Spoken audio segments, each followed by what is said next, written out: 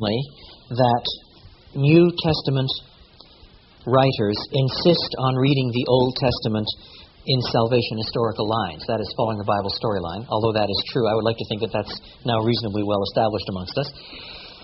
But my aim now, tonight, is to establish that the ways in which the Old Testament are understood to look forward are multifaceted and complex. They do not turn simply on verbal prediction. Verbal prediction is one form of looking forwardness, if I may coin a term, but by no means the most common.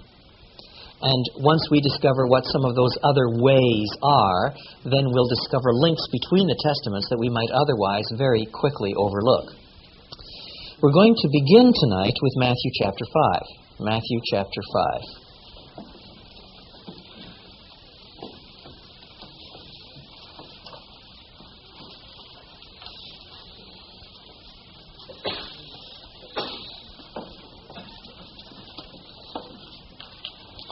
Matthew chapter 5, verses 17 to 20. Do not think that I have come to abolish the law or the prophets. I have not come to abolish them, but to fulfill them. I tell you the truth. Until heaven and earth disappear, not the smallest letter, not the least stroke of a pen, will by any means disappear from the law until everything is accomplished. Anyone who breaks one of the least of these commandments and teaches others to do the same will be called least in the kingdom of heaven. But whoever practices and teaches these commands will be called great in the kingdom of heaven. For I tell you that unless your righteousness surpasses that of the Pharisees and the teachers of the law, you will certainly not enter the kingdom of heaven. This paragraph, these few verses, 17, 18, 19, and 20, this paragraph is amongst the most disputed in all of Holy Writ. There are standard blocks of interpretation amongst serious Bible believers, that is, amongst those who really do hold a high view of Scripture, quite apart from the myriads of interpretations that depend on redaction, critical distinctions, and so on, that I won't even begin to touch here. In the standard Lutheran, that is, Orthodox Lutheran reading of this passage, the whole point of the exercise is to generate in the Sermon on the Mount standards of guilt that will drive you to Christ. In other words, this is an exceedingly Pauline way of reading things. That's what the Sermon on the Mount is all about. And however you understand in this reading the relationship between what Jesus is teaching and the law, the critical point turns out to be verse 20. Your righteousness must exceed that of the scribes and Pharisees. Obviously it can't. Therefore, the whole aim is to drive you broken to the cross.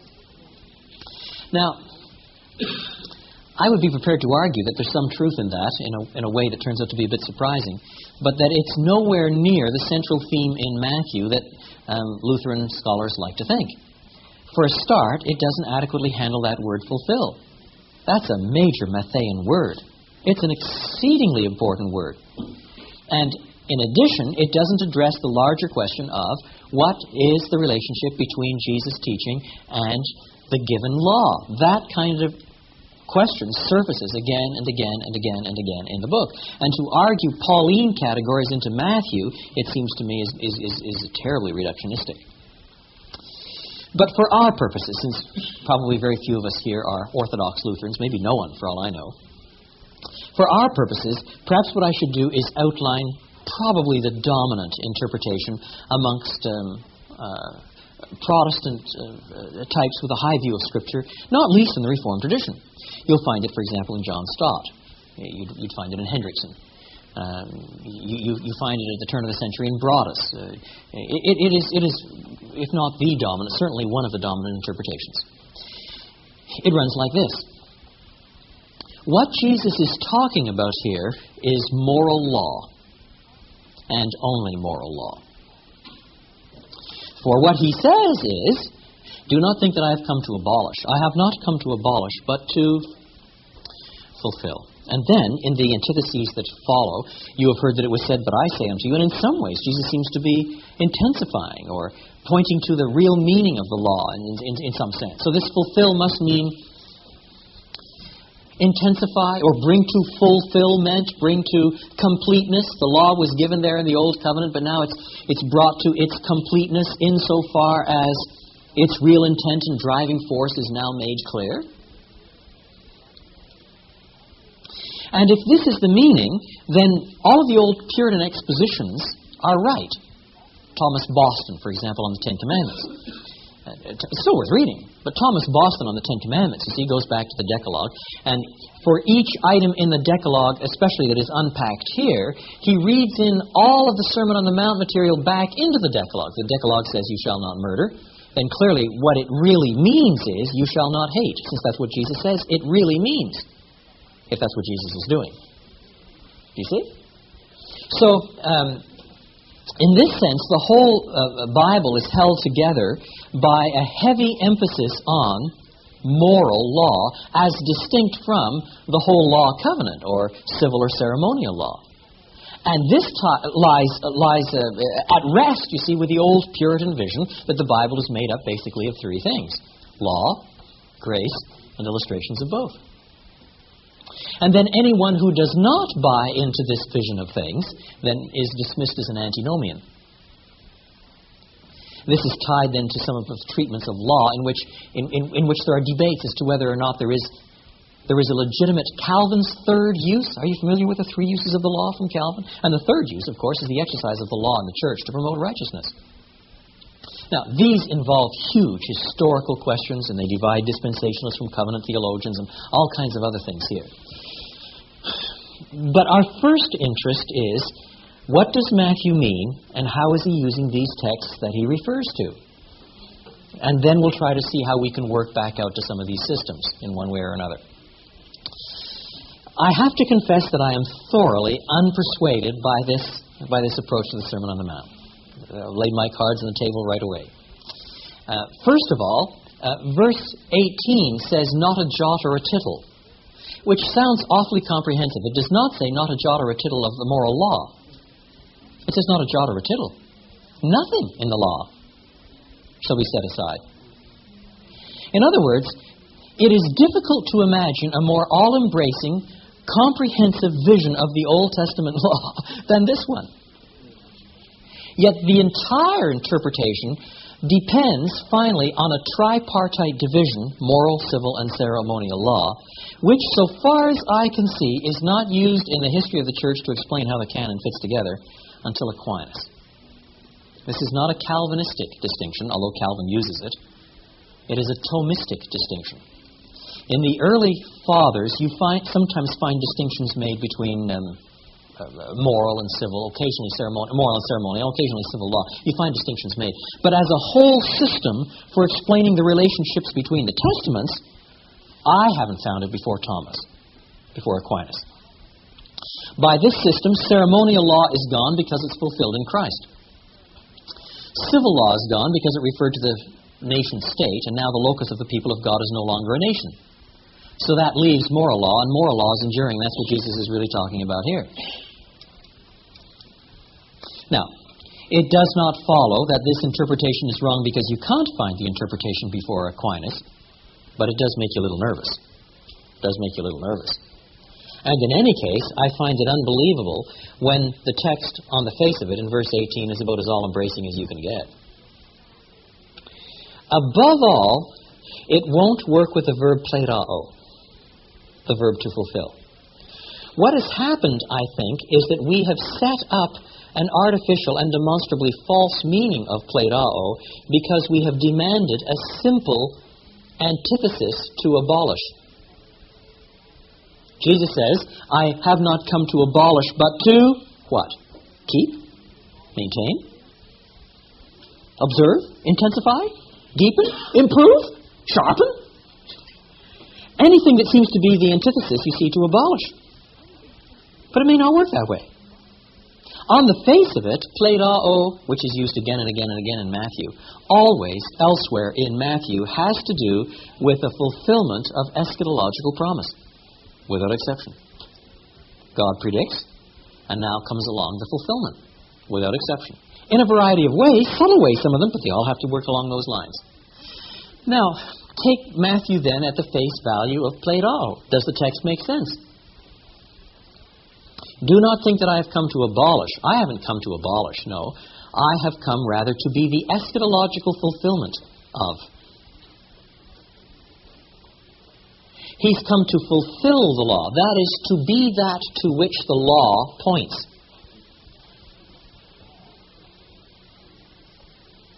Now that makes sense of Matthew's use of the verb. It makes sense of the antithesis. You must not think that Christ has come for the purpose of destroying that whole Scripture, but on the other hand, He hasn't come either simply to maintain it all, complete with sacrifices and everything else. No. He's come to be that to which the law points. And if you must break it down into the tripartite division, what I would want to argue is that He fulfills all three parts of the law.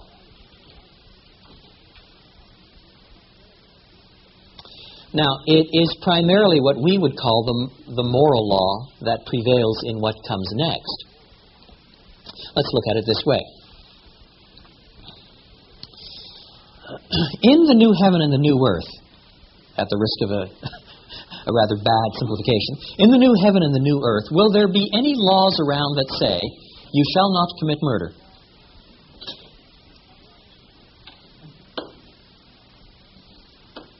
Well, presumably not. Why not? Is this because the standards have been lowered? You're allowed to go and bump off people in their celestial dress? No. It's because we're so transformed at that stage that any notion of murder whatsoever would just be inconceivable, wouldn't it? I mean, it's just unthinkable. In that sense, then, what God's law does is anticipate a society in which laws formulated with such negative overtones just aren't necessary. If in the new heaven and the new earth we're not hating anyone and we're loving all the brothers and sisters, we're so transformed that hatred is impossible. Murder is inconceivable. In that sense, the ultimate fulfillment of the command not to murder is ultimately realized in the new heaven and the new earth where there's no hate.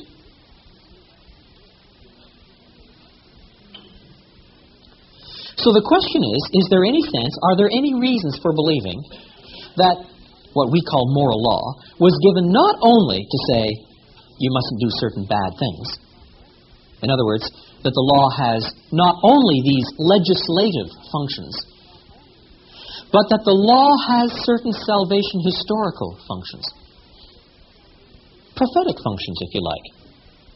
They look forward to something. They anticipate something. They announce something. They're pointing forward to something. What they're pointing forward to, ultimately, is that state of perfection where you don't have to go around saying, you shall not commit adultery, and you shall not lie, and you shall not steal. You give those laws, as Paul later says, you give those laws to sinners. The law is given for sinners. But on the other hand, you give those laws not only to restrain the sinners, but also to give some glimpse of what a sin-free society would look like. You wouldn't be doing this kind of stuff. Do you see? Now, within that kind of framework, a lot of Christian ethics in the New Testament, whether in the Gospels or in Paul, a lot of Christian ethics is predicated on the assumption that the ethics of the consummated kingdom are already being dragged back into this age. It's the old tension between the already and the not yet. Later on, we'll look at some passages in Paul. But, for example, in 1 Corinthians chapter 6, where people are sleeping around, apparently in fertility cult temples, Paul does not come out and say, hey, don't commit adultery. The law says, don't commit adultery. What he says instead is, don't commit adultery because you're joined to Christ. A tremendous amount of Christian ethics is predicated on the assumption of what should be in consequence of where we are positionally in Christ, located, as it were, in the heavenlies already, living out the ethics of the consummated kingdom back here, so far as that's possible, empowered by the Spirit. Now, within this kind of framework, look at what the text says. Do not think that I have come to abolish the law or the prophets. I have not come to abolish them, but to fulfill them. To fulfill both the law and the prophets. Not only verbal predictions, which are then fulfilled, but even the law, which is seen as having a prophetic function and is now fulfilled. I tell you the truth. And then there are two until clauses here. Number one, until heaven and earth disappear, not the smallest letter, not the least stroke of a pen will by any means disappear from the law, until everything is accomplished. Two untils. Okay, the ultimate until is until heaven and earth disappear. That is till the end of history. Nothing will disappear until then. It sweeps through. Until, on the other hand, everything is accomplished. That is, everything that is pointed forward to comes to pass. So there is an ultimate terminus ad quem, a final deadline by which everything that is announced will take place. And meanwhile, everything that must be accomplished up until then must take place. Now, I'd love to expound further verses 19 and 20. I'm going to skip for a moment and come down to the antitheses. When Jesus then says, let's take adultery, verse 27. You have heard that it was said, do not commit adultery. And then gives his own but I. It is important to understand the connection between the two parts. But I tell you that anyone who looks at a woman lustfully has already committed adultery with her in his heart. The idea is not, then, that the law says, do not do this and this, but I'm writing that off. I'm telling you something else. It's not saying that, because Jesus has not come to abolish the law. Equally, he's not saying, the law says this, but I'm telling you even more than this. I'm telling you an intensification of it in order to preserve the law as law. He's not quite saying that either. That does not deal adequately with the notion of fulfillment. What he is saying is, the law says this, but I'm saying the law was really pointing forward to a standard of ethics, a standard of excellence, a standard of purity beyond the mere prohibition of adultery, to the whole question of purity of heart. It has a prophetic function, an eschatological function, that is bound up with the dawning of the kingdom, that is bound up with the consummation. It has a prophetic notion that is forward-looking. I have come to fulfill that law. And I tell you that its fulfillment is in this kind of conduct. Isn't that what's being said? Now, you may come out to the same place ethically. You're still not supposed to lust. You still come out with the same place ethically. So nothing I'm saying here is suddenly going to revolutionize Christian ethics here. I'll give you a whole new brand of antinomianism to cherish. But it is putting it on a different basis. It is again locking into the assumption that the biblical lines that bring these things together are salvation historical. Here they involve prophecy and fulfillment rather than atemporal intensification. Do you see? Now, this isn't the only passage like this. Turn, for example, to Matthew chapter 11. Now, our group was trying to work its way through Matthew chapter 11, verses 10 to 15, or 10 to 19, and we're not going to start on that again now. But look again at verse 13. For all the prophets in the law prophesied until John. Don't you see that as a remarkable passage? It's not all the prophets prophesied and all the law legislated until John. But the prophets and the law prophesied until John. That is to say, law and prophets alike have a prophetic function. And they exercise that function until the time of the ministry of John the Baptist, when the kingdom was announced in Jesus' overlap with the Baptist. And from that time, these things are in their fulfillment mode. Do you see? Now, if it's fulfillment, isn't that intensified? I'm missing just a little bit what you're saying. If it's fulfilled, isn't it intensified by the very fact of fulfillment? Oh, not necessarily. I mean, in these moral areas it is. But the point is the categories still must be distinguished. Because you can have intensification without any notion of fulfillment at all. The notion of fulfillment assumes that the material as given originally is given in its context with prophetic intent. It is to be read that way. It is an announcement. It is a prophecy. Okay? Let me press on just a bit and then take questions. Let me unpack a bit more, okay? And then I will open it up again. Boy, am I in trouble. No, it's good for you to ask questions. But let me just go on a little farther because I might answer some of your questions already. I want to go to the first pause, as it were. what I would want to say is that in many respects we're used to this idea already, but in only certain select areas of the law. For example, don't we do this sort of thing already with respect to the sacrificial system? Or with respect to the laws regarding the temple and all of that? Don't we turn to John chapter 2 and notice there Jesus is the temple? Yes. So in one sense, the temple was a kind of picture in advance that predicts the ultimate temple? Don't we do that constantly?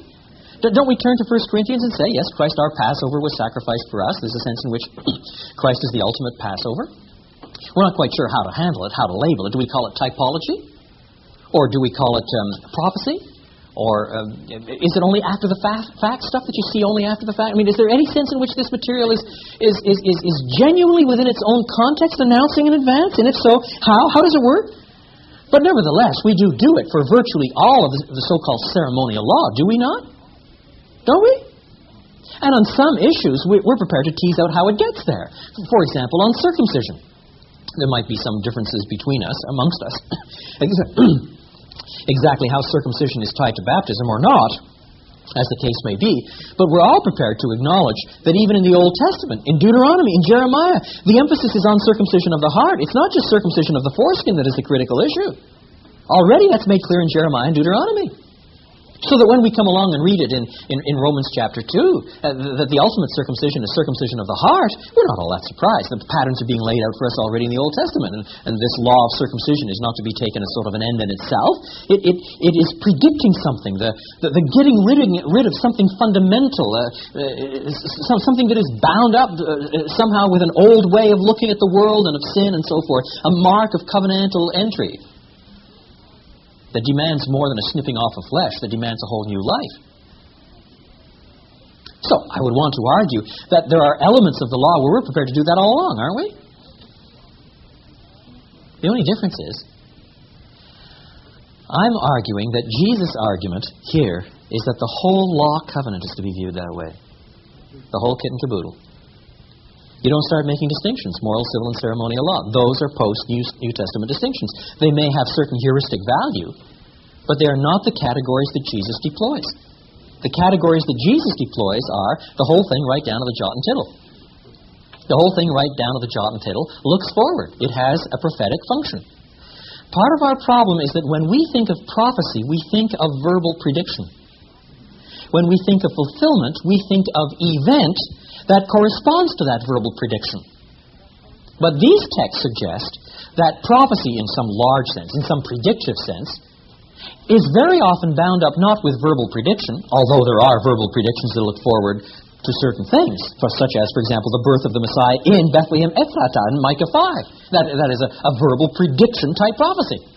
Yet, there are also many other predictions of the coming of the Messiah that are based on institutions, are they not? How can you read the New Testament and not see that the New Testament writers insist that the Old Testament, we say, prefigures Christ? Well, that's not a New Testament word either. Let's have prophesies. Prophesies Christ by Sabbath. We saw one of those already. Passover, temple, priest, king, prophet. Individual kinds of sacrifices, working out in a variety of different ways. Yom Kippur. And then you start looking more closely and you discover that he also, lo and behold, fulfills the Feast of Tabernacles. And it's the Feast of Tabernacles from Exodus through Nehemiah 9 to John 7. There's a link, an intercanonical link, an intertextual link before you get to John 9. But fulfill the Feast of Tabernacles, Jesus does. And then you press on a bit more, and Pentecost, there's something going on there. You have to figure out what the connections are, do you not? And at layer after layer after layer, you start saying, all of these things are understood by the New Testament writers to be predictive. Now, the only thing that I'm adding to that here is that I'm saying that what we call, traditionally, the moral law, also, according to Jesus, functions predictively. It's not then simply that the moral law continues qua lex, that is, as demand, as a legal entity. Its function, salvation, historically, is to look forward in exactly the same way that the laws on the priesthood or on the temple were designed to look forward salvation historically. That doesn't mean that was the only function they had. They did function as elects under the terms of the Old Covenant. The people of God were supposed to bow down to them. But at the end of the day, I do not today submit directly to the law on priesthood. Rather, the priesthood is fulfilled in Christ, and I bow to the terms of mediation established by the New Covenant. Isn't that what I do? And exactly the same way, I would want to argue, I do not bow directly to the law on adultery. But rather, the law on adultery points forward to what purity ought to be in a world that has expunged sin. And so I bow to the terms of the New Covenant. Now, unless that is explained very carefully and comprehensively and in some detail, somebody's going to come along and say, so you don't think that you have to obey the Ten Commandments, do you? You don't believe in moral law. You're an antinomian. Wait a minute. You've taken about 20 gaps there. And you've labeled me with all kinds of things that I want to distance myself from. Constitutionally, I come out in the same place on adultery as you do. I just think I get there in biblical categories and you don't. Do you see? And meanwhile, what you've lost is the ability to read the way the Bible puts itself together. How God has built the whole thing up.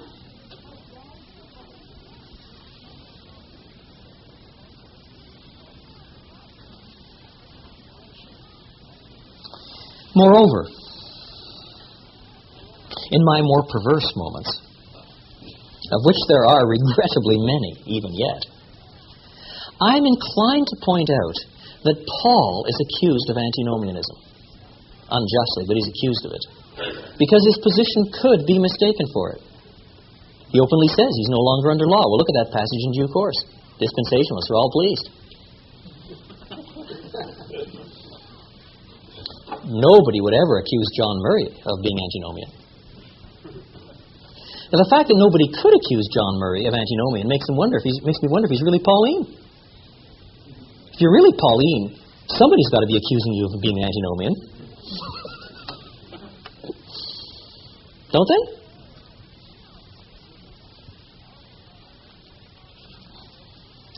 Now, let's turn to Paul for a few moments. We could find passages analogous in John and elsewhere, but let's turn to Paul and Romans 3. After this massive condemnation of the race that culminates in 3:20, we read, verse 21, "But now a righteousness from God, dikasune theou, apart from law, has been made known, to which the law and the prophets testify." That's a very interesting passage. If you want to watch commentators trip all over themselves, read commentators. Start with Cranfield and Murray on this passage. They simply cannot believe that the text says what it means, or means what it says, and therefore it's got to be reinterpreted. Now a righteousness from God apart from law has been made known, to which the law and the prophets testify. There's no righteousness from God that is apart from law. None. That's what they say. And therefore, this must be read as a righteousness from God apart from legalism has been made known. Does nomos mean legalism?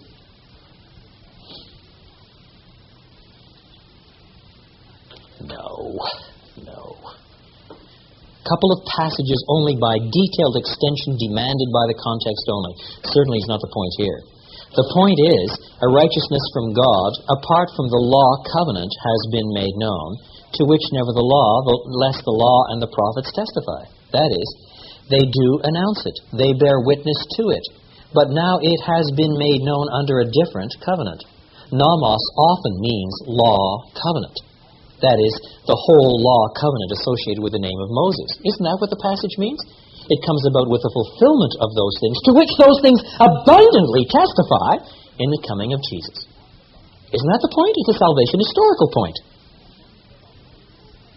Thus, when you get to the end of the passage, still talking about Jews and Gentiles and so on, well, circumcised, in fact, by faith, do we then nullify the law by this faith? Of course not. We uphold it. We uphold it not in the sense that we maintain it, not in the sense that we now find ourselves under it comprehensively. If we did, we'd all be offering sheep on Mount Moriah, bombing up the Mosque of Omar. Or else you go back to an Aquinas-type distinction, moral, civil, and ceremonial law. Or you realize with Paul that you uphold the law precisely when you live out that to which it points. Isn't that what you do? Try another passage in Paul. Romans chapter 13, where again I think it's made explicit. Romans chapter 13. Verse 8, let no debt remain outstanding except the continuing debt to love one another. For he who loves his fellow man has fulfilled the law. The commandments, now you get to say it, second table, do not commit adultery, do not murder, do not steal, do not covet, and whatever other commandment there may be are summed up in this one rule, love your neighbor as yourself. Love does no harm to its neighbor, therefore love is the fulfillment of the law. Now, many people argue that this passage shows that Paul still tries to establish ethics on the basis of the Ten Commandments on the second table, for example. Well, yes, he certainly refers to the second table, but in what context? Isn't it in a fulfillment context? What those elements ultimately point toward is that which fulfills them. Namely, a kind of love in which it is inconceivable that you go around coveting things and stealing from people and lying to people and committing adultery with them and so on. Isn't that what is at stake? It's a fulfillment motif once again. And although Paul's use of fulfillment language is not exclusively tied to prophecy and fulfillment, as is Matthew's, nevertheless that's the overwhelming preponderance. Let's come to another passage. 1 Corinthians chapter 7. Often people cite the second part. 1 Corinthians 7, verse 19. Keeping God's commands is what counts. But my father used to say, a text without a context is a pretext for a proof text. Read 19a. What do you do with that? Circumcision is nothing and uncircumcision is nothing. Keeping God's commands is what counts. What are you going to say to that?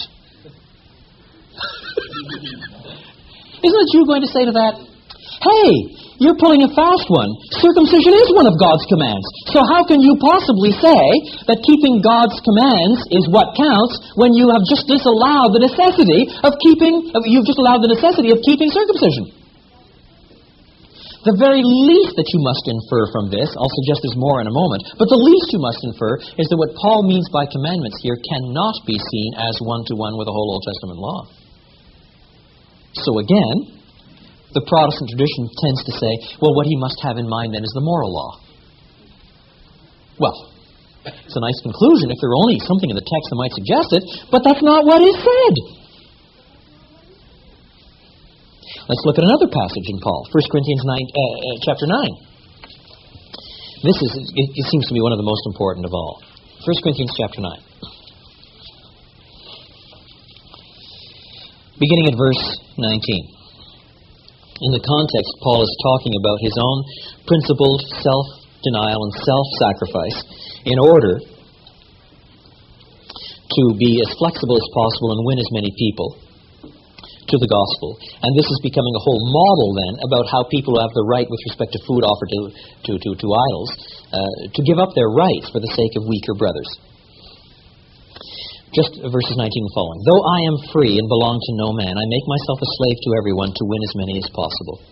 To the Jews I became like a Jew to win the Jews. To those under the law I became like one under the law, though I myself am not under the law. That's what he says. So as to win those under law. To those not having the law I became like one not having the law, though I am not free from God's law. Well, Paul, would you please make up your mind? So as to win those not having the law. What does Paul possibly mean by this?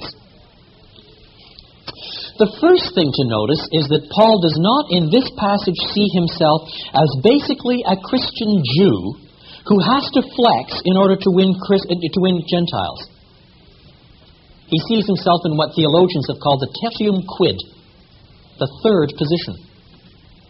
He is a Christian who flexes to win Jews and who flexes to win Gentiles.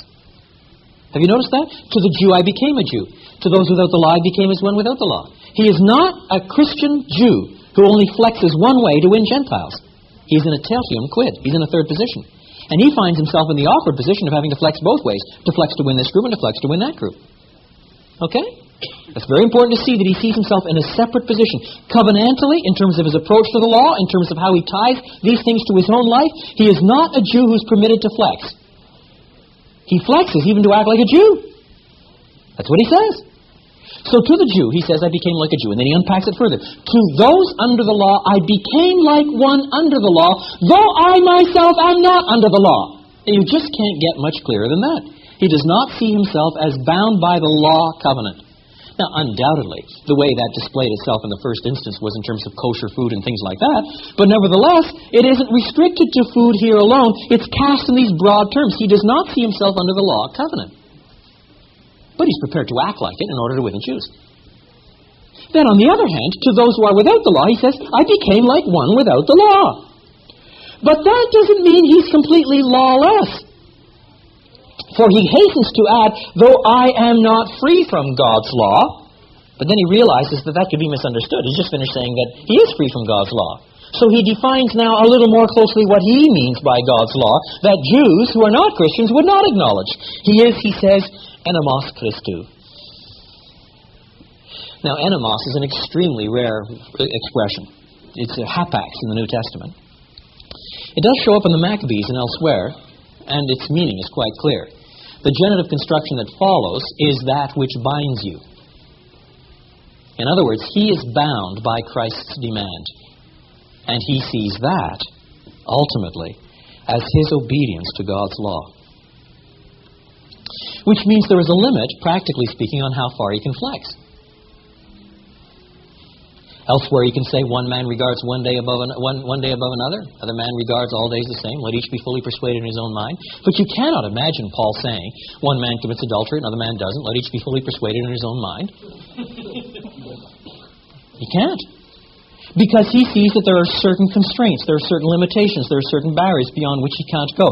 He can flex a great way, but at the end of the day, he is himself enemos Christou. That is to say, Christ is the defining limit. Now, Christ and all that means of his teaching and the kingdom that he has brought and the ethics of the kingdom and all the rest, which has all come about as the fulfillment of the law that has been given antecedently. That's how the structure of Paul's thought works. Now, it's in that sense, it seems to me, that you can make sense of 1 Corinthians chapter 7 as well. Circumcision is nothing. Uncircumcision is nothing. That belongs to the law covenant. That's gone. But keeping God's commands is what counts. But in Pauline thought, God's commands are all that is bound up in what it means to be enemos Christou.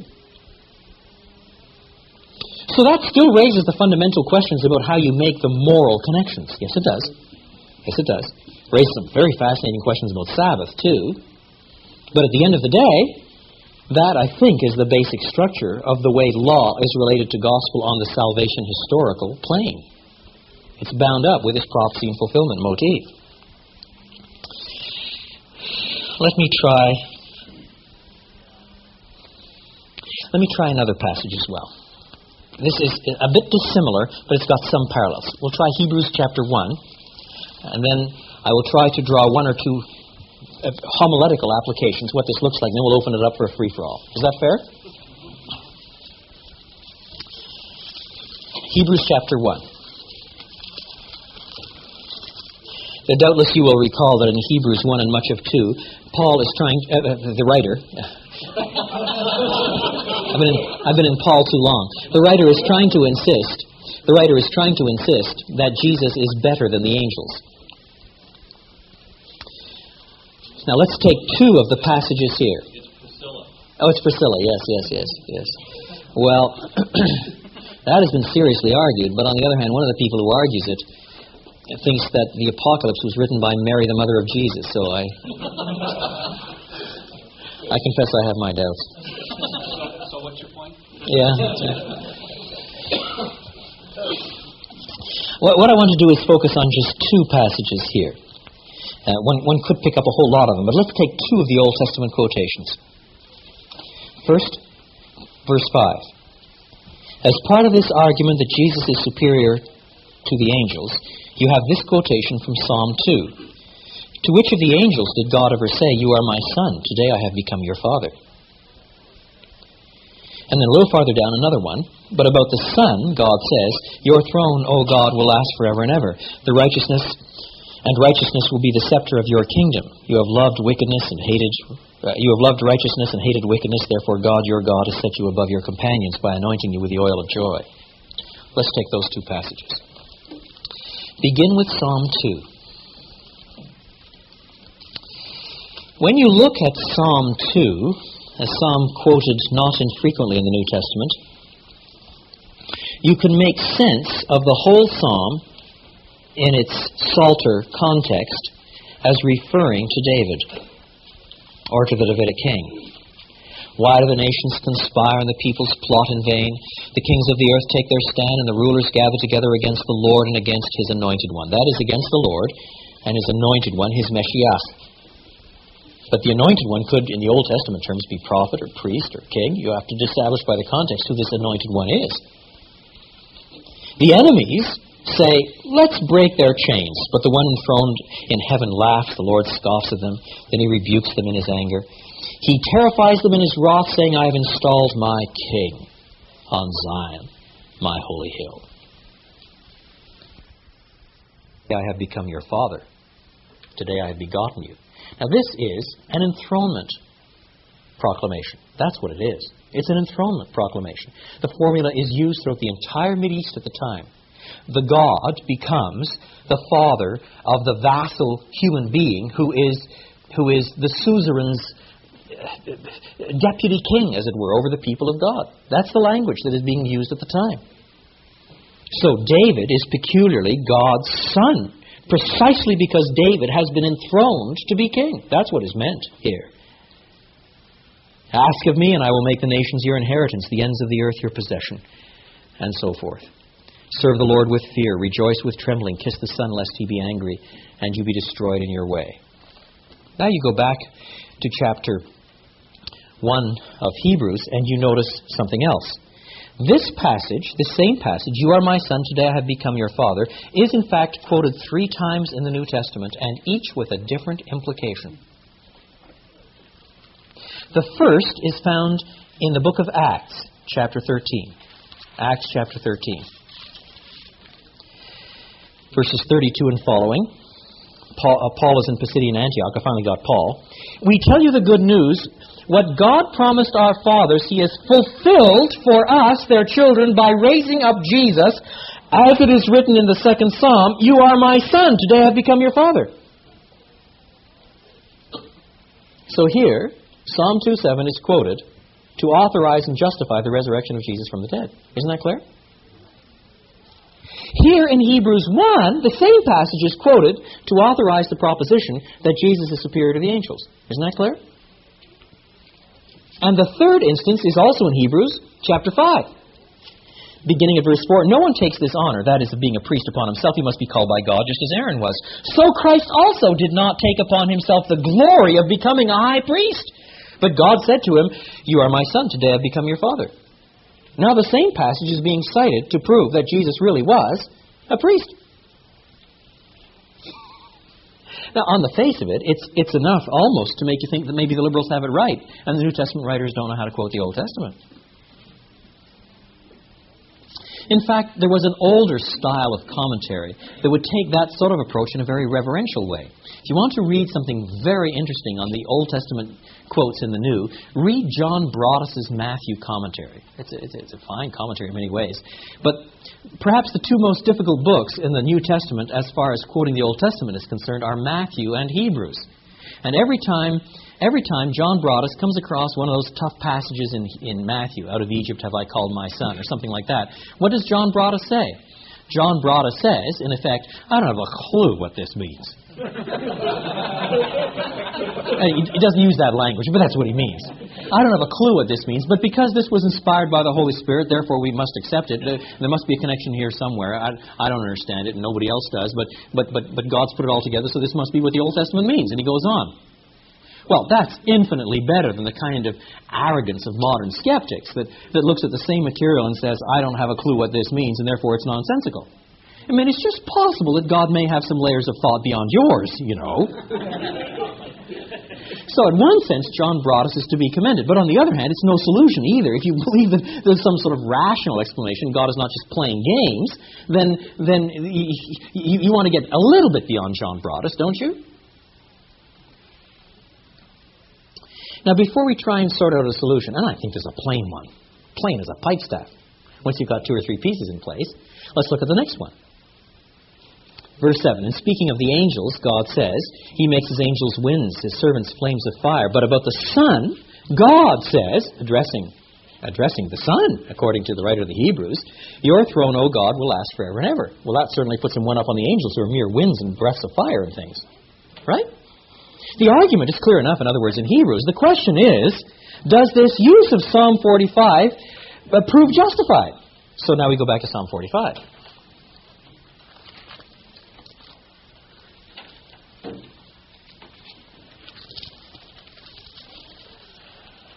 Psalm 45 is, in fact, a wedding song of the sons of Korah, probably means by the sons of Korah, for the Davidic king. Let me outline the main turning points in it for you. The first verse is a not atypical sort of prolegomenon in which the writer sort of reflects on what he's doing. There are several other psalms with this sort of self-analysis built in. Psalm 39, 1-3, Psalm 49, 1-4. So here also you find, or 47, 1-4, my heart is stirred by a noble theme as I recite my verses for the king. My tongue is the pen of a skillful writer. Then, in verses 2-5, we find something of the king's majesty and stature. You are the most excellent of men. Your lips have been anointed with grace, since God has blessed you forever. Gird your sword upon your side, O mighty one. Clothe yourself with splendor and majesty, and so on, so on, so on. Then, from verses 6 and following, you find more of the king's person and state. But the language is exorbitant. Your throne, O God, will last forever and ever. And you say, and now, wait a minute, Don, why don't you say here that the psalmist is now addressing God rather than the king? Why don't you conclude that he's made a switch? Isn't that obvious? No. Read on. Your throne, O God, will last forever and ever. A scepter of justice will be the scepter of your kingdom. You love righteousness and hate wickedness. Therefore, God, your God, has set you above your companions. In other words, he still acknowledges that there's a God above this God whom he is addressing. But in its original Old Testament quotation, it is certainly addressed to the ordinary Davidic king. We'll see reasons for this in a moment. Now, Elohim, it has to be acknowledged, does occasionally refer to judges and other human figures in the Old Testament. But in this kind of form of address, it really does need to be read as God. It should not be read here as, therefore, O judge, your throne will last forever and ever. It just doesn't make sense. In fact, it is precisely the fact that he's addressed as God which makes for the antithesis in verse 7. Therefore, God, your God, has set you above your companions. The language is extraordinary.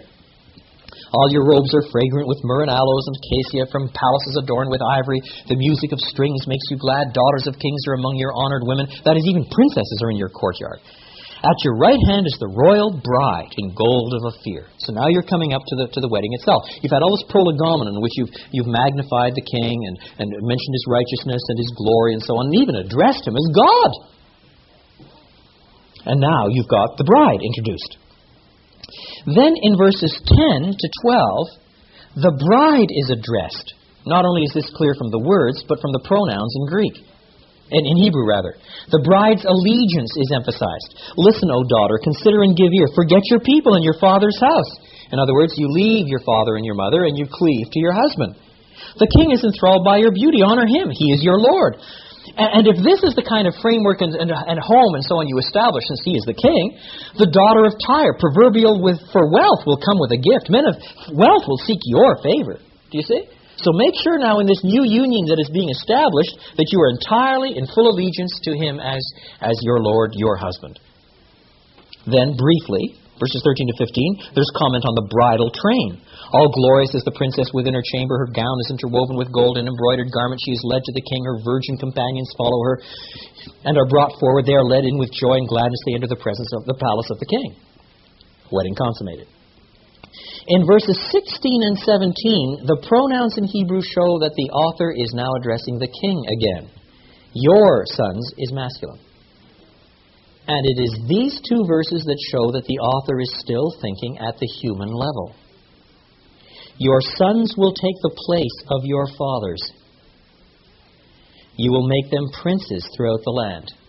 In other words, out of this marriage union will come progeny, and the dynasty will be preserved.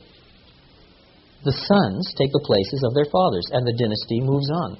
Isn't that what's being said? On the very face of it? I will perpetuate your memory throughout all generations, therefore the nations will praise you forever and ever. Now, on the face of it, it seems to me that's the way the psalm should be read. Now, you can talk about, intercanonical connections, but at the first level, there are other levels we'll see in a moment. At the first level, that is the way you've got to read the thing. It's a pretty extravagant bit of praise addressed to the king who is about to get married on his wedding day, isn't it? So then how does this serve to prove that Jesus is better than angels? And that's the question.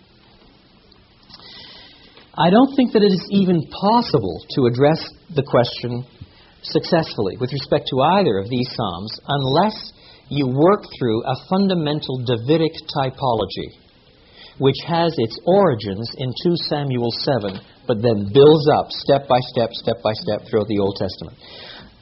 Let me take just a moment to direct your attention to 2 Samuel 7.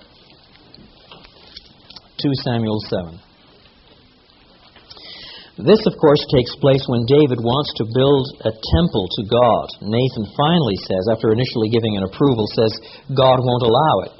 Rather, God is going to build a house, there's a pun, a household, for you. Then you get these culminating words in verses 11 and following. The Lord declares to you that the Lord himself will establish a house for you. Not a temple, but a household. It's the same word in both Hebrew and Greek. When your days are over and you rest with your fathers, I will raise up your offspring to succeed you, who will come from your own body, and I will establish his kingdom. He is the one who will build a house for my name, and I will establish the throne of his kingdom forever. Now, this is still not a direct reference to the Messiah. Clearly not, because of the next verse. I will be his father, and he will be my son. When he does wrong, I will punish him with the rod of men, with floggings inflicted by men, but my love will never be taken away from him as I took it away from Saul, whom I removed from before you. In other words, the whole promise here is on the perpetuity of the line, unlike the line of Saul. When Saul sinned, finally was cut off. That was the end of the line. But in this one, even if your son sins, the line won't be destroyed. The line is made secure unconditionally by God's promise. Isn't that clear? And then, your house and your kingdom will endure forever before me. Your throne will be established forever. Now, at some point, when you get languages as extreme as that, you've got only one of two ways to interpret it. Either there is always going to be a Davidic king on the throne, world without end, amen, in a natural dynasty. Or eventually you've got to have a Davidic king who lives forever. Those are the only two possible ways of handling things. And in fact, this kind of prophecy now works into a web of only really two major lines of messianic expectation in the Old Testament. There are a lot of sub-themes, but there are really only two at the periphery. They are these. First, there's one line of passages in which David is coming back, or great David's greater son, the Davidic king. And there are scads of these passages in the prophets. David is coming on the last days. The other kind of passage in the Old Testament finds Yahweh coming on the last days. I will rend the heavens and come down. I will lay bare my arm. I will come and rescue you, and so on, so on, so on. And every once in a while, the two passages come together. They come together in remarkable ways. One that is well known, of course, that we cite every Christmas, is Isaiah chapter 9, where the two themes come together, the two lines of prophetic expectation. On the one hand, to us a child is born, to us a son is given, the government will be upon his shoulders. On the one hand, he will reign on David's throne and over his kingdom. He's in the Davidic line. On the other hand, he will be called Wonderful Counselor, Mighty God, Everlasting Father, Prince of Peace. The two strands, that is where God is coming and where the Davidic king is coming, have come together. Do you see? Or perhaps even more dramatically than that, Ezekiel chapter 34. This is a remarkable passage. It is one of the great messianic passages of the Old Testament. Isaiah 34. The word of the Lord came to me, Son of man, prophesy against the shepherds of Israel. Prophesy and say to them, this is what the sovereign Lord says. Woe to the shepherds of Israel who only take care of themselves. Should not shepherds take care of the flock? You eat the curds, clothe yourselves with the wool, and slaughter the choice animals, but you do not take care of the flock. Verse 6. My sheep wander all over the mountains and on every high hill. They are scattered. Therefore, what will God do? As surely as I live, verse 7, declares the sovereign Lord, because my flock lacks a shepherd and has become food for all the wild animals, and because my shepherds did not search for the flock, this is what the sovereign Lord says, verse 10, I am against the shepherds. I will rescue my flock from their mouths, and it will no longer be food for them. Verse 11, I myself will search for my sheep and look after them. Verse 12, as a shepherd looks after his scattered flock when he is with him, so will I look after my sheep. I will rescue them from all the places. Verse 13, I will bring them out from the nations and gather them. A little farther on, I will pasture them on the mountains of Israel. Verse 14, I will tend them in a good pasture and the mountain heights. Verse 15, I myself will tend my sheep and have them lie down. Verse 16, I will search for the lost. On and on and on. Verse 17, as for you, my flock, this is what the sovereign Lord says. It goes on and on and on. Verse 20, see, I myself will judge between the fat sheep and the lean sheep. Verse 22, I will save my flock. Do you get the point? God's going to do it, isn't He? And then lo and behold, verse 23, I will place over them one shepherd, my servant David. Do you see? You have these two lines coming together. Now, of course, from a New Testament point of view, we know how those two lines come together, don't we? But on the other hand, when you start looking for them, they are there already in the Old Testament. This vision of God going to take over, doing it all Himself. And on the other hand, great David's greater son, that traces back finally to this prophecy in 2 Samuel chapter 7, in which David's throne is supposed to last forever and ever and ever. Which means either that the line continues by replication, or eventually you get a king who lasts forever and ever. Those are the only options.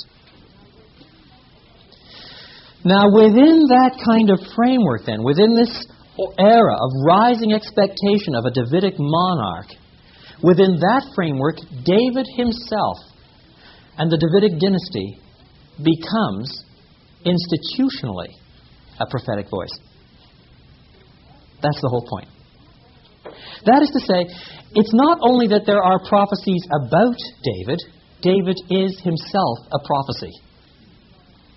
Just as the temple is not only an institution that demands certain kinds of things, but is forward-looking, not only is the Passover is part of a ritual that is to be observed looking backward, but also points forward to another Passover sacrifice, just as the Levitical priests are mediators who nevertheless are pictures of a different mediator, a greater mediator, according to the order of Melchizedek. And just as entrance into the promised land and entrance into the rest of God is a picture of an entrance into a greater rest of God, you see, so also David himself, qua monarch, becomes one of the great pictures in the Old Testament that is to be read as forward-looking. Now, it's in that context that we are to read, for example, huge swaths of Psalm 69 and Psalm 22 in the Passion narratives. A lot of the suffering servant language that we pick up in the New Testament is not from Isaiah 53. Some of it is. Some of it is right out of David's life. His own familiar friends abandon him. Well, if great David is abandoned like that, how much more great David's greater son? The argument, you see, is under the assumption that God is preparing pictures throughout the entire dynasty in terms of what must take place. And the pictures are already established in David's kingship. Is David supposed to act with justice? Well, how much more great David's greater son? Is David betrayed by those nearest to him? How much more great David's greater son? Do you see? That's the kind of argumentation. Now, all such argumentation has its limitations. David sleeps with Bathsheba. Great David's greater son sleeps with no one. All lines of parallelism, all analogical discourse between God and human beings breaks down somewhere. All typologies can't be sort of rammed to the wall. But at the end of the day, they are extremely foundational to the way the Old Testament is put together in looking forward to something. If you have passage after passage after passage in the Old Testament prophets saying that my servant David is going to be like this, my servant David is going to do that, and my servant David is going to be your shepherd, my servant David... Don't you start looking back at David? Well, what is David like? Well, he's a man after God's own heart. And he rules the people, and he opposes the enemies, and he rules with a rod of iron, and God appoints him his son. And so, isn't that what happens? And then you start picking up other themes, do you not? As early as Exodus chapter 4, does not God say to the whole nation of Israel, Israel is my firstborn son. Therefore, let my son go, that he may worship me. And then within that framework, ultimately, who is the Son of God par excellence? Israel is the vine that fails. Jesus is the vine, the true Israel. And the Son par excellence within this Son is the King. That's picking up language from the ancient Near East, undoubtedly, but it's fit within a biblical framework at the same time. Within this biblical framework, the Son par excellence, the establishment of the Son, the generation of the Son, the appointment of the Son, the begetting of the Son, the announcement of the Son is bound up with His enthronement. David is the Son par excellence. Jesus is thus the antitype both of all Israel as God's Son and of the Son par excellence, David. Now within this framework then, it seems to me that the reason why, first of all, Psalm 2 is quoted in three quite different passages, one bound up with Jesus' resurrection, one bound up with His priesthood, and one bound up with His superiority, is because in all three cases the argument is not that Psalm 2 proves that Jesus is resurrected, that Jesus is a priest, and that Jesus is superior to angels by virtue of this quotation, but that in all three cases His movement into these areas is by God's appointment. At the risk of oversimplification, New Testament Christology works on one of two models. You either begin with Him here, and then He is ashamed, He condescends to join us, and then He's exalted again. That, for example, is in Philippians chapter 2, is it not? Though He was equal with God, yet He did not see equality with God as something to be exploited, but emptied Himself, became a nobody, took on flesh, died the death of an ignominious servant, even on the cross. Wherefore God has highly exalted Him, and so on. Isn't that what you've got? You got the same sort of thing in John chapter 17, do you not? Return me to the glory that I had with you before the world began. He was there, He came down, lost the glory, went back, and retrieves the glory. Isn't that the picture? On the other hand, there's another whole strand of biblical Christology that just doesn't look at the first half. It starts down here. And then because of His triumph and death on the cross, therefore He's exalted or appointed. Or because He obeys, therefore He does this. It just doesn't look at this first half at all. It's not that it's denying the first half, it just doesn't start there. It just starts down here. Do you see? It starts, in other words, with the appointment. The appointment, the exaltation. The movement through death to vindication, and so on, so on, so on. God appoints Him this and this and this and this. Because of this great victory, therefore He is God's mediatorial King. Now, from any Christian point of view, that takes place in the movement through the death, resurrection, exaltation to the right hand of the Majesty on high. By God's decree. God brings it about. And at that point, Christ becomes the mediatorial King. He becomes the great high priest. He is enthroned far above all angels. He is the one thus whose status is superior because to Him, as the antitype of David, God says, "You are my son. Today I have begotten you. You begin your reign. You are enthroned. At this point you begin." You see? So what is seen in this quotation from Psalm 2:7 is that the fulfillment of the Davidic course of affairs in the life of Jesus brings Jesus to the fulfillment point right here when He takes on these various roles. He's the resurrected one. He is the priest. In authority and status, He is above all of the angels. And so that's what's at stake here. And likewise, in Psalm 45, you see in one extravagant sense the words can be applied to David. But if to David, how much more to him? If God is the one who, speaking by the Scriptures, addresses David as God, of course it's really the courtier that's addressing David as God, but if God is behind the Scriptures, which is the argument here, and if the ultimate fulfillment typologically is in the Son, then God is addressing the Son as God. That's the line of argument. It's a kind of implicit a fortiori. If you dare to address David that way, how much more great David's greater son. Now, all of that works only. It all works only if you recognize that the Old Testament is replete with these ways of looking forward beyond mere verbal prediction. Isn't that right? But once you see that they're there, once you see that they're there in law, in institution, in rite, in ritual, even in the monarchy itself, then you begin to see how the Bible hangs together.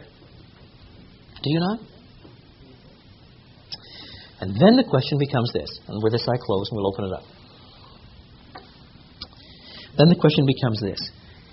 If now you're preaching from the Old Testament, if you're not beginning with Hebrews 1, if you're not beginning with Matthew 5, 17 and following, but if you're beginning with the passages that they cite and refer to in the Old Testament, should you move forward?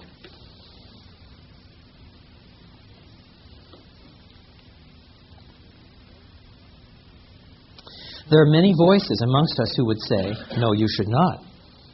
You just have to deal with the Old Testament in the Old Testament context. Well, there's one element of that that's correct. You do have to deal with the Old Testament in the Old Testament context. You must not read back all the later material into the Old Testament text in such a way that you give the impression everybody understood it back there in all its fullness. Because that would be desperately anachronistic. The mystery element in all of this I'll deal with tomorrow. But that would just be painfully anachronistic. And it's that kind of anachronistic flattening of the Bible that we ought obviously to be suspicious of. Moreover, I want to avoid the kind of typology that sees in the red string or the red rope that Rahab hangs from her window, proof positive of the blood of Christ because of the common color or something. I mean, you want to avoid all that kind of thing. It's unconstrained. It's uncontrolled. Yet, how can you seriously read the way the New Testament cites the Old, and when you come to those Old Testament passages, not make reference to the way the New Testament cites the Old? That would be to presuppose that you have the right to remain in the ignorance that the Old Testament saints remained in, because for some obscure reasons, you don't want to interpret those texts the way Jesus did, or Paul, or the writer of the Hebrews. I want to argue that is profoundly unchristian.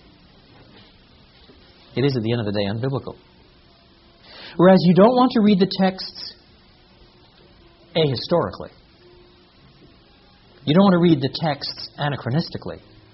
You must not read the text so narrowly in their historical context that you sacrifice the revelation that is culminated in Jesus Christ. If you do, you're refusing to read the text as a Christian. You're falling into the very same sins that the writers of the Hebrews were falling into, for goodness sakes. It is profoundly unbiblical. Thus, when I preach on the Ten Commandments, for example, I don't simply want to say, this is moral law, you must keep the moral law. What you must say instead is, this is how the moral law worked under that covenant. Yes.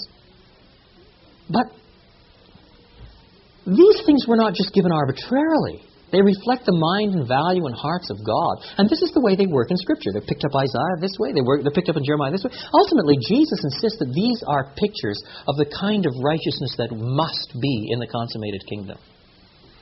Which kingdom is dawning now, brought about by Jesus himself. This is the way it looks now in terms of our conduct under the new covenant. You establish those links. Now, you don't do it every Sunday. You don't do it in the same way. You don't try and do it in stylized ways. But gradually, you build up these patterns of the way the Bible hangs together so that in passage after passage, you're making those links and people are learning how to put their whole Bibles together. Now, you must still do it in a nurturing kind of way. It's not just a system you're trying to build. You must still do it in such a way that people at the end of the day learn not to commit adultery and learn to fight lust. But at the end of the day, you're doing it within a framework of building up a biblical theological system of thought so that people are learning how to read their whole Bibles and put them together. Which means that you cannot come to Psalm 45 and fail to deal with it Christologically. You cannot come to Psalm 2 and fail to reflect on how it points to Christ. And Psalm 69 the same way, and Psalm 22 the same way, and on and on and on.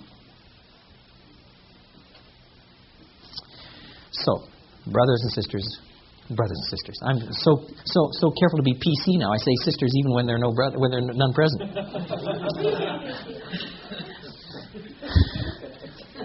So, let me begin again. Brothers in Christ, What this must mean is, if we think through how later biblical revelation uses and deploys and works through the Old, we become authorized to start with the Old and work forward exactly the same way. That will transform all our Old Testament preaching. It will transform it. We will become deeply Christological, soteriological, Christian gospel-centered from just about everywhere we start in the canon. Now, I've gone on a bit for this late hour of the night. Do you want to come back to me? You had one of those burning questions. Both of you and the gentleman behind you. Why don't you go first? I'm going all the way back now to the Sermon on the Mount. And it was your point that the law and Jesus is primarily there when he exposits his using the Ten Commandments like adultery. He is prophetic and is fulfilled in Christ. And Christ points then to the larger or the purity of the kingdom, which is not just external but internal. That's what you're saying. Am I accurate? Yes, you're accurate. Along this salvation historical line. Yes. Right.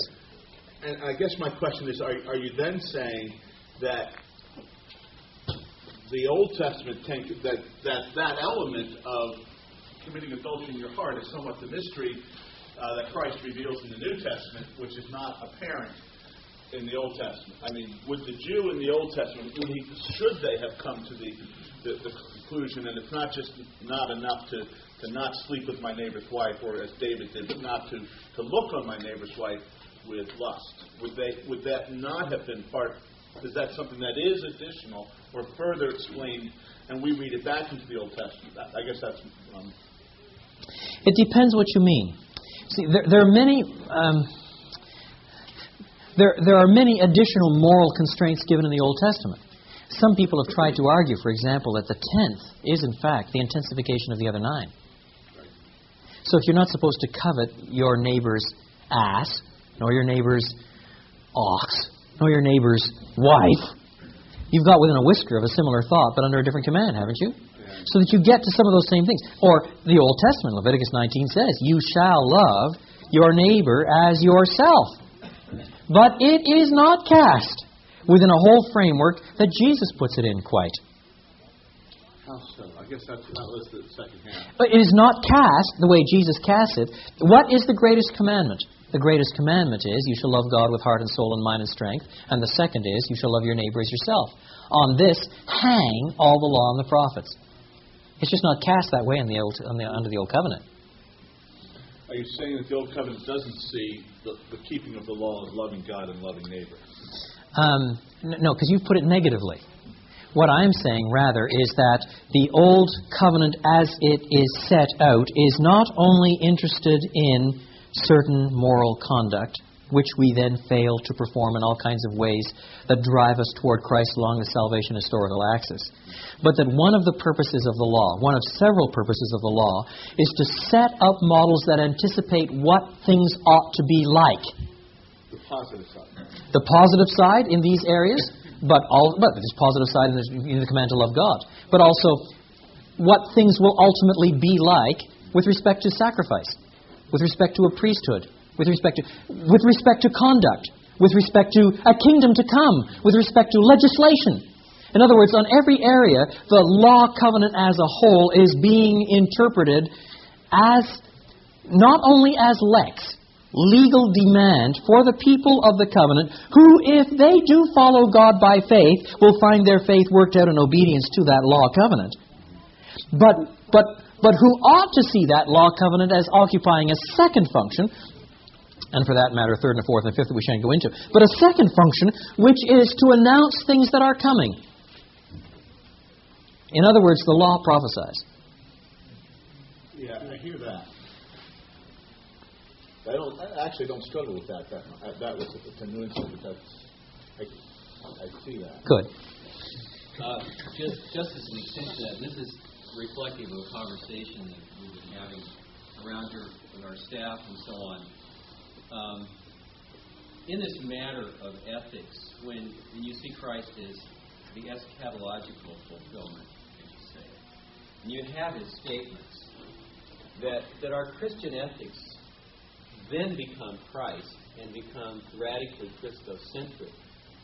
They even almost go beyond those statements there because they are lived out in the person of Christ. And to take kind of our civil conservative values and make those our ethics is to tame the radicalness of Christ. Yes. And so we've been trying to think about what that really means. Yes. At the end of the day, the Sermon on the Mount ends, or at least chapter 5 ends, verse 48, be perfect, So as your Heavenly Father is perfect. It's Jesus, and it's living under the law of Christ in Him and us. That's right. Which is more radical than anything the culture Of course. could produce. Way beyond what the scribes and the Pharisees demanded. See, in that sense, there's a hint of the right conclusion from Lutherans under the wrong structure. They are reading in the Pauline material, although at one level they've come to a fairly good conclusion. At the same time, this is not merely dealing with forensic righteousness, it's righteousness that is to be lived out. In that sense, they're completely wrong. In that sense, the Catholics are right. Here, they misunderstand the Pauline passages, but I still want to argue that in the Matthean context, all that is brought about because, in the language of Matthew 20:28, we have a suffering servant who came not to be ministered unto, but to minister and to give his life a ransom for many. Now, I read Calvin's sermons on the Ten Commandments. Yes. And Calvin really he does not go that far. I know. Calvin. Let me comment Calvin tangentially. This is a very interesting one in the history of Reformed thought. In terms of actual moral conclusions and how we ought to live, there will be no distinction whatsoever between those who follow the Aquinas line, the Thomist line, mediated through the Protestant tradition, and those who take this line. None, except in one area. Sabbath. Which is why Sabbath becomes a test case of theological systems. So the Westminster brand, then, of Reformed thought has taken one line, which is basically atemporal. The Heidelberg Confession goes the other way. The Heidelberg Confession, on that point, in my view, gets it right, still within the Reformed tradition. On the other hand, when I take this sort of stance in Scotland, the Presbyterians think me antinomian. I've been called antinomian and banner of truth, no less. I used to have invitations to preach at the Banner of Truth conferences. They were rescinded when my book From Sabbath to Lord's Day came out. But in all fairness, I'm right within the line of the Reformed Baptists of the 1640s, but not the 1689 confession, which was Westminster Redivivus. I'm in line with Heidelberg, but not with Westminster on that point. But it turns out to be a difference of theological systems that brings you to the same place in most ethical areas, but that one, it works differently. And it means that you view the Ten Commandments not as the high point of moral law, but as the high point of the Old Testament covenant, all of which does point forward to Christ. Wars have been fought on that one. But Sabbath, in my view, is not a very important issue. But it's a foundationally useful issue as a test of all systems, since in some form it pops up at creation, giving of the law, and so on, so on, so on, all the way through to Lord's Day in the book of Revelation. Thus it becomes a test of theological systems, you see, of how you put everything together. But Calvin was not a Sabbath. Now, on that point, this is why I was coming up to Calvin. Calvin speaks out of both sides of his mouth, depending on where you are in his life. In his commentary on Genesis, he speaks one way. In his Institutes, he speaks another way. And there's even some dispute about which was his later, more fully formed opinion. Probably, in fact, the more fully formed opinion was the more liberal one. But there are disputes on exactly the additions of the various things, you see. So when you talk to the more firmly Westminster-type Reformed people on this one, what they are inclined to say was Calvin didn't quite get that one right. It was the later Reformed tradition that got it right. And then people on the other side say, well, Calvin really basically did get it right, and the later Reformed tradition got it wrong. They went too far. Well, you pay your money and you take your choice. Yes. Could you speak using the Old Testament commands, I think specifically of the Decalogue, but others as well, using them liturgically? Oh, yes. As proscriptive? Yes, yes. Must we shy away from that? Or in my tradition, the Continental Reformed tradition, we use the Decalogue all the time as sort of a guide for different grateful living. Yes. Well, I don't have objection to it so long as from time to time in the regular ministry of the Word they're put within a certain kind of framework. I wouldn't object. But clearly, if you don't do that, they will be understood to be merely lex. And then that will distort, it seems to me, how people put their Bibles together, and may make it more difficult for them to understand how the typological structures work, which are, in fact, I think, everywhere.